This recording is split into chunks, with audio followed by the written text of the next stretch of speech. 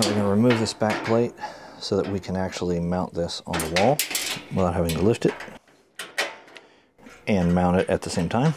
Hello, this is Michael with Field Tech Academy. In today's video, I'm going to show you how I mounted a Tripp Lite network rack on a backboard. This network rack has a really great design in how you mount it, makes it very simple and easy and a one-man job. I'll put a link to this specific model rack in the description in case you would like to buy it. I have another video where I show how I actually mounted the backboard that is in this video. I have a playlist that is IT Tech Field Service Call Examples, and I have another video where I show how I terminated the patch panel on this ticket. Let's get into it.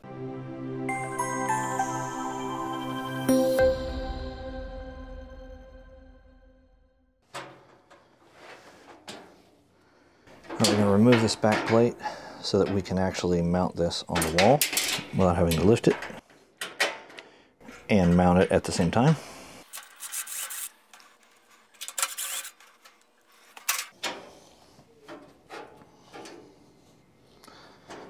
So this plate goes on the wall and then we'll just hang this.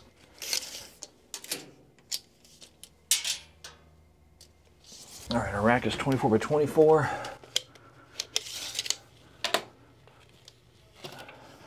So I think I'm going to mount it in this quadrant. It'll leave some space out here accessible in case you need to mount something else. All right, we're going to come off of the top. Actually, do we have 24 inches in between here? No. So we're going to make sure that we are an inch below this so that our plate will not give us problems.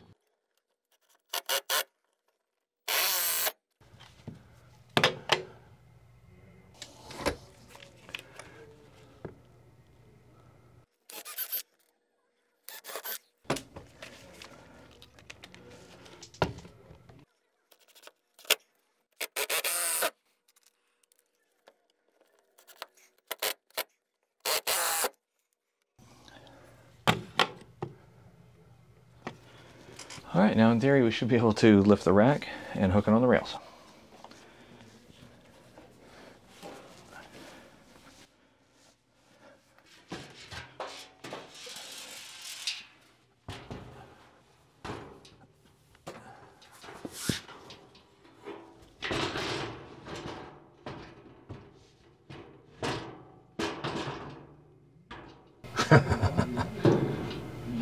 Really?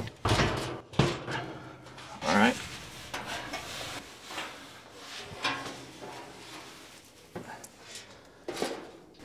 So the lag bolt heads are too large, and so it's pushing it away from the bracket.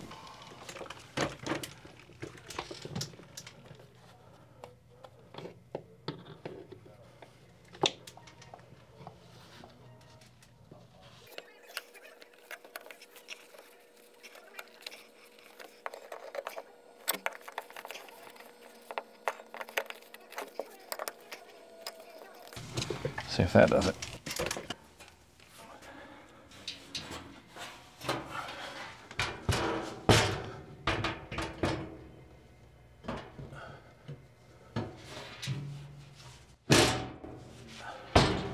There we go. That's what I'm talking about. That's good and level. Now last step is I'm going to put 2 lags on the inside just to make sure it doesn't go anywhere.